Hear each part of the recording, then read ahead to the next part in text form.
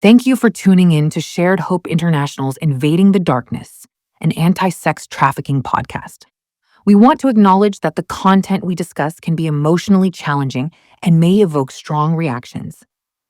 The stories we share often involve tough subjects related to suffering caused by sex trafficking, which may be difficult for some listeners to hear.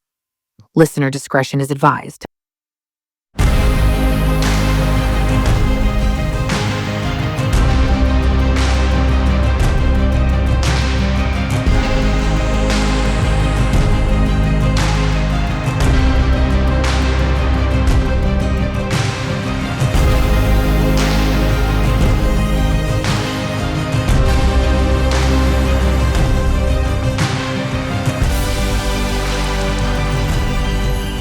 Welcome back to Season 3 of Invading the Darkness, where we amplify survivor voices and fight for justice. I'm Yvonne. And I am Kim, and we are survivors of sex trafficking, using our voices to break the silence and spark the change. Today we're going to hear from Michelle, a survivor of human trafficking herself. She now collaborates closely with her local district attorney's office and law enforcement agencies to ensure that survivors receive the critical support and services they need for healing and recovery rather than facing incarceration. After she shares her powerful testimony, we'll dive into some key takeaways and, most importantly, share some practical ways you can help bring systematic change. So let's get into it. Yes, so without permission, what we do is we work with sex trafficking survivors.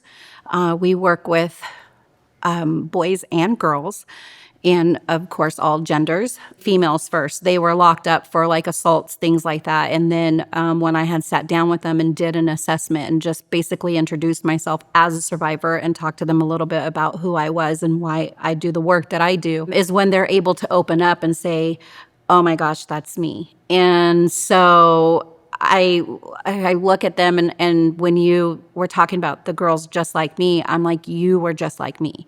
Like I see myself in you acting out because I fought all the way in school, got kicked out. Nobody knew what was going on with me, and I was familial trafficked, and nobody knew, and gang trafficked, and nobody knew what was going on with me in the home.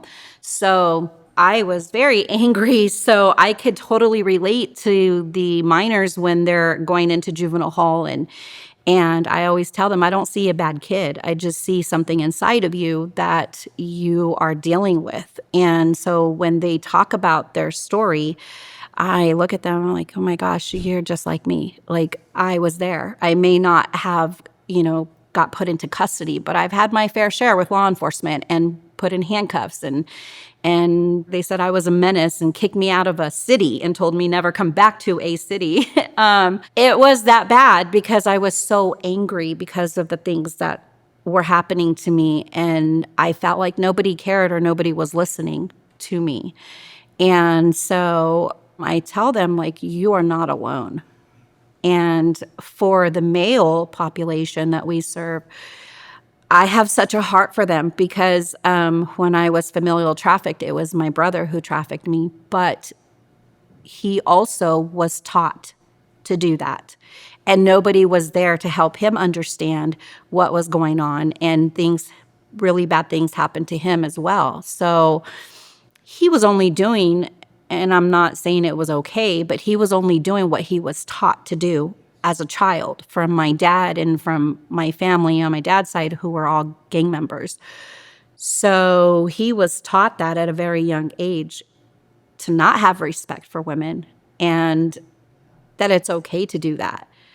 So when I look at the male population, I'm like, this is not okay, whether you're trafficking or purchasing or you're being trafficked yourself.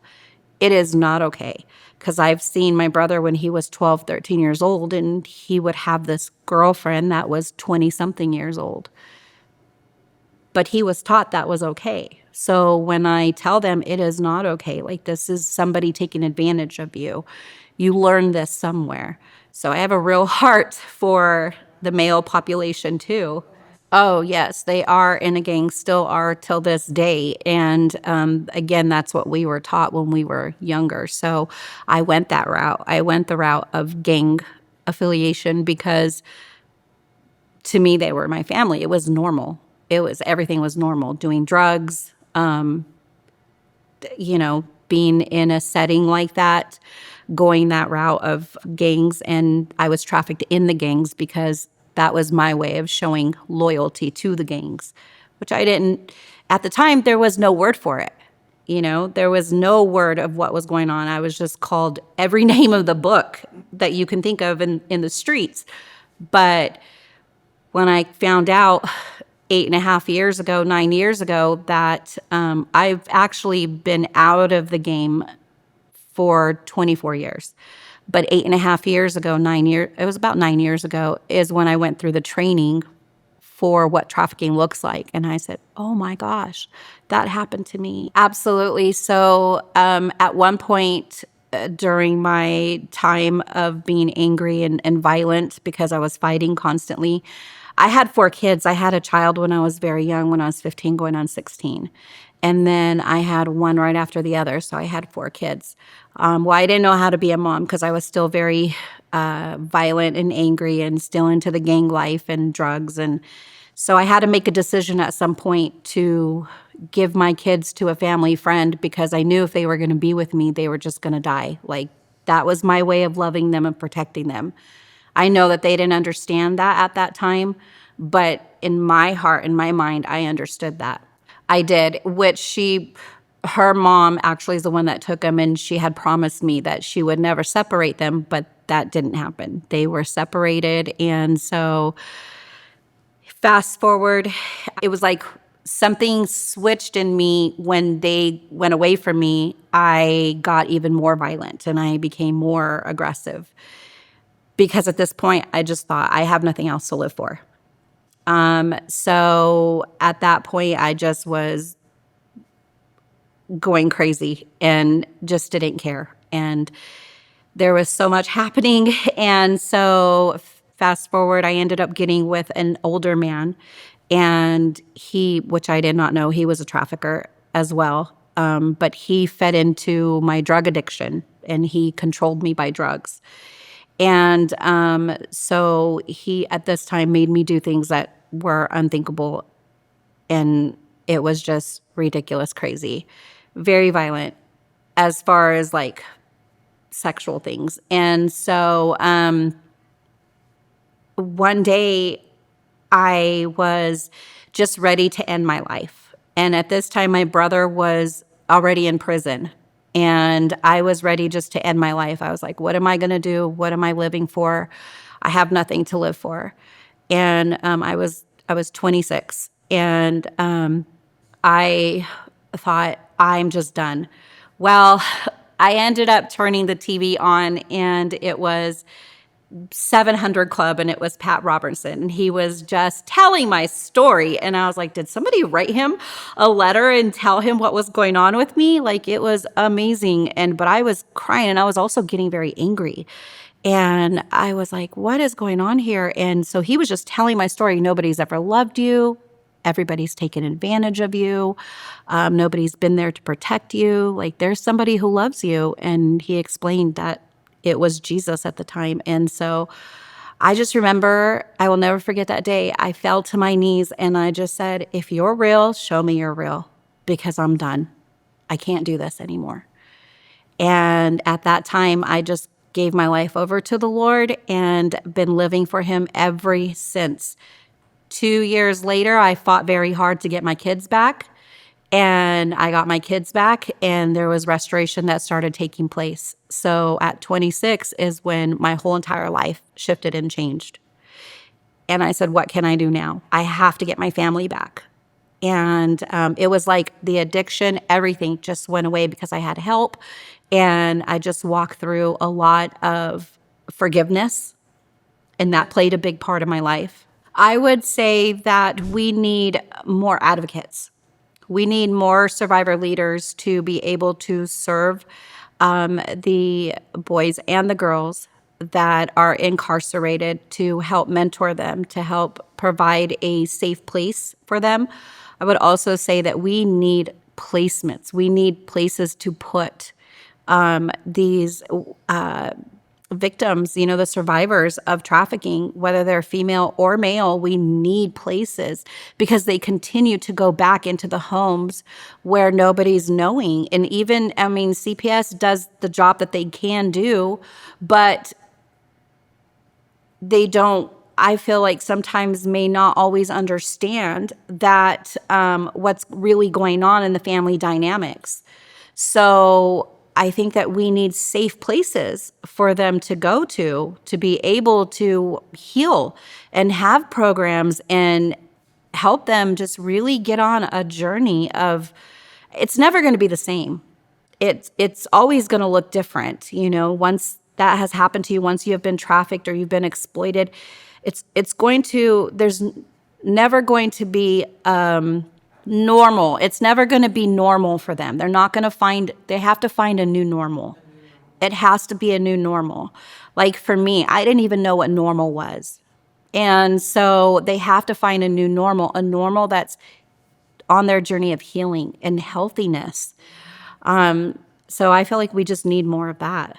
I would say both, but they would have to be, like you said, specially trained and understand what trafficking is of a minor, CSEC, what that looks like and how you can provide services for them differently. So it would have to be specialized because you can't put a minor who has dealt with so much trauma, whether it be sexual trauma or trafficking or anything like that, in with another person who doesn't know anything or hasn't even experienced anything like that. You're going to experience one or two things. They're going to recruit them and they're going to, take them, with them, or you're going to expose them to something totally different. And then also we need to be aware with males that it is happening with males. Like it's happening. And when I go into the juvenile hall and I do assessments with males, I'll assess 5 males and 1 out of 5 has been exploited or trafficked in some way. And when I talk to the probation officers and I say, hey, you know what, they agreed to work with us, I don't tell them what had happened or anything. They're like, what? Because they know who we are and what we stand for. Well, they wouldn't have known that if we weren't able to go in and we weren't able to provide services or even educate them on what trafficking is. Absolutely. I make it a point to do that because, again, it's very important to me to not we don't want to excuse them and say this is not happening with them. We want to make sure that we give them the same support and the same services as we do females, because I know at some point it used to be just female, based, but now it really has to be male based as well. I would just say, there's always hope. There's always hope. And this would be my message to any of the survivors, minors, whether they be male, female, there is always hope. And what is being done is not unnoticed. There is something that I like how you said we're learning. There is something that we are always trying to do to help them and to be a voice for them. And it is important to me, like I said, to be that voice to say, you're not alone. You are just like me. And it is important that we let them know, I see you. Because we want to be seen as survivors. We want to be seen. And I see you not as a victim, but I see you as a survivor because you are still here and you are still breathing and you are still moving and you are still pressing along and you have not given up. So there is always hope and there's always somebody that is willing to help you. All right, Kim, so we know that we need to look beyond just a bad kid and we need to see the root cause of what the behavior is. And a lot of us, we put on anger like an armor. Let's talk about labels for a minute and how they're harmful for the justice process. It seems like you and I have known each other forever. But I remember there was a specific case that you had worked on where there was a male victim, but he was viewed as a trafficker. Which in Michelle's experience, she was trafficked by her brother who just grew up in the gangs. And unfortunately, those men grow up even being teenagers and they're pimps. That's how they gain their status. And so can you share your experience with that yourself? Yeah. not only from myself, obviously sharing the labels and then having to go through the juvenile justice system and being in lockdown facilities, etc. That right there in itself is just what happens when they criminalize us for being a victim. And so, yeah, I had an experience where I had a case one time, and it was a 17-year-old male juvenile. And it was just really sad to see because he was a gang member, right? And that's because he was looking for the love and the attention and the affection that he didn't get from home. And not to mention, he was trafficked by his mother. And so he grew up in a family of where not only was he trafficked and a victim himself, but he also then was taught that is the way that you provide for yourself. Like, he was basically born into the life and then accepted by gangs in the street because that's what he desired was family. And so unfortunately, that led him to victimizing, other girls because that's all he had ever known. And then he has a lengthy criminal rap sheet because, Yeah. Being accepted into the gang and then them having him do different things of criminal enterprise activity, the poor kid didn't have a chance. He was a victim from the time that basically he was born, until the time that I made contact with him. And then just sitting down with him when he was in his lockdown facility and listening to his story and listening to him open up to me. And mind you, that didn't happen at first, right? He was still so full of anger and didn't want to talk to me at first. And it really took a lot of patience and building rapport with him to get him to kind of open up to me. But gosh, man, I'm just telling you, like, just to see how this young boy was victimized himself and now he carried all these labels because of the crimes that he was forced to committed, it's sad and it's sickening. And would you agree that's exactly why we have the Just Like Me campaign? Absolutely, 100%. We need to stand in those gaps and be advocates for those that have no one to that have no one to speak up for them, and they have not yet found their own voice. Thank you, Kim. I am glad to be on this journey with you, and I hope others definitely hop on board and decide to fight for justice. Yeah, absolutely. Many trafficking survivors, including Michelle and other young men and women that she represents, are judged harshly and mislabeled as criminals, which results in their incarceration rather than treatment as victims. Such unjust treatment does not only fail to provide them with the important resources that they need to recover, but it also perpetuates the cycle of trauma and stands between them and real justice. But instead of punishment, these survivors require concerned supporters to help them escape their exploitation and start the process of healing. Join the fight for change. Contact your legislators today to help end the unjust imprisonment of survivors. Text Shared Hope to 52886 or visit the link in the episode description below. And thank you for standing with survivors and making your voice heard. Stay informed and keep fighting for justice. Text Shared Hope to 52886. Until next time.